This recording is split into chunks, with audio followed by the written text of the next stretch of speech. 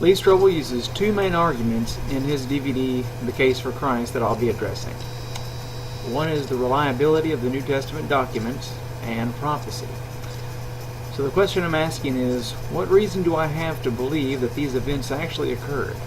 We don't believe in the stories of Zeus and Apollo, so what makes these God stories any different? Now, Strobel does address the accuracy of the text itself, of how well it has been transmitted and the proximity of the writings to the alleged events it records, but I have no real issues there. I believe the Gospels were written between 70-ish AD with Mark and around 100 AD or so with John. I agree that the Bible is well established as far as its preservation of the original writings, but it is the claim that actual history has been preserved in those writings with which I disagree.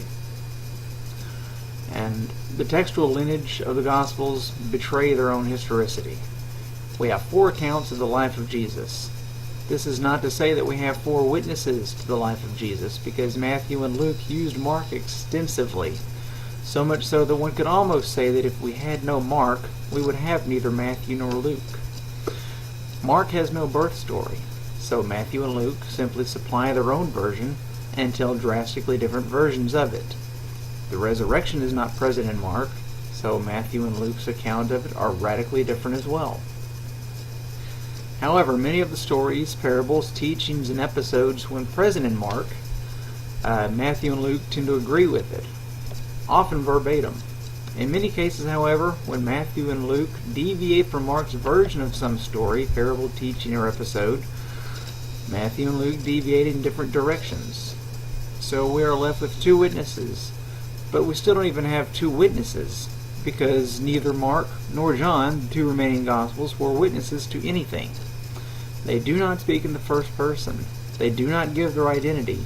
And all we have, as far as their identity, is a 2nd century tradition ascribing names to those Gospels, or actually to all 4 Gospels. Each of the Gospels tells generally the same story, very generally, except for John. Once any amount of details are discussed, the accounts begin to differ.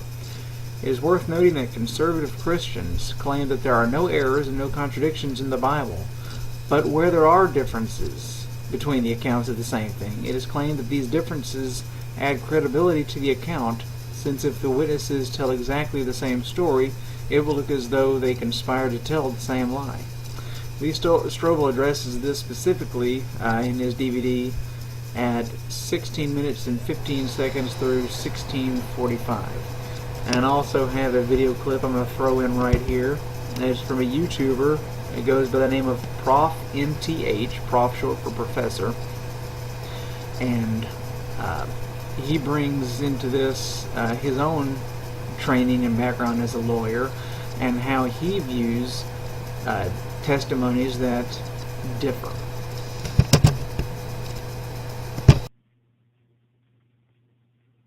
Christians have gotten it into their head that inconsistencies somehow make a story more credible. It's interesting because they kind of walk down both sides of the street on this, right? On one side, they say, well, the Gospels are not inconsistent. They don't disagree with one another. And on the other side, they say that inconsistencies make a story more believable. Anyway, let me assure you, from my experience of working with witnesses in formal proceedings, inconsistencies have precisely the opposite effect.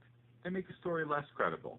And there's an inverse relationship between the number and significance of inconsistencies and the credibility of a story. So if I've got 4 witnesses to an act of misconduct, all 4 say the same act of misconduct occurred, they're completely consistent on that. But the first witness says it happened on the 10th floor, and the second says it happened in the basement, and the third says it happened in a different building than the first 2 identified, and the fourth witness says it happened out in the street. These differences are not making the claim that an act of misconduct occurred more credible. They're having precisely the opposite effect. And if I presented a case filled with these inconsistencies, no hearing officer in his or her right mind would say, well, these stories contradict one another, but I still find the act of misconduct occurred. That's just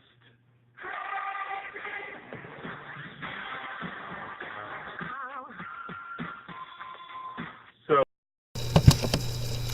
And the point is this. Minor peripheral details are one thing, but that is not the sort of differences that we have in the Gospels. We have differences as to when Jesus was born. Matthew has the birth at or before 4 BC, while Luke dates it around 6 AD, a gap of 10 years. Whether or not Mary was a virgin when Jesus was born. 2 Gospels say that she was, the other 2 make no mention of that at all.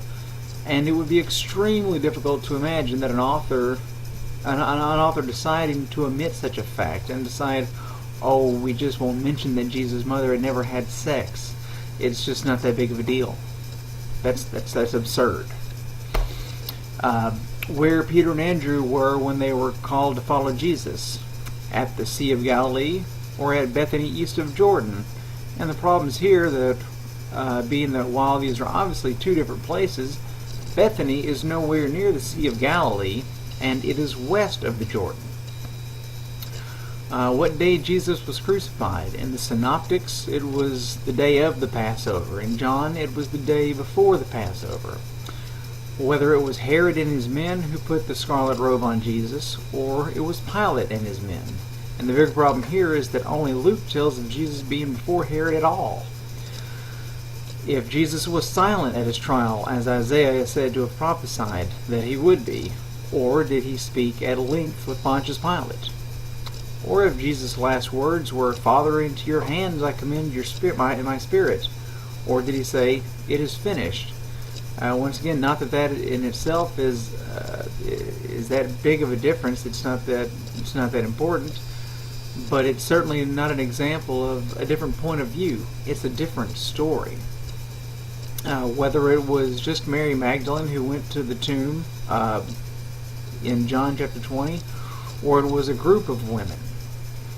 If the disciples were to meet the risen Jesus in Galilee, or if they were to remain in Jerusalem to meet him, and that's no small distance to travel at that time. It's claimed by Christians that these accounts each tell their story from a different point of view, but these are not different points of view. These are entirely different stories.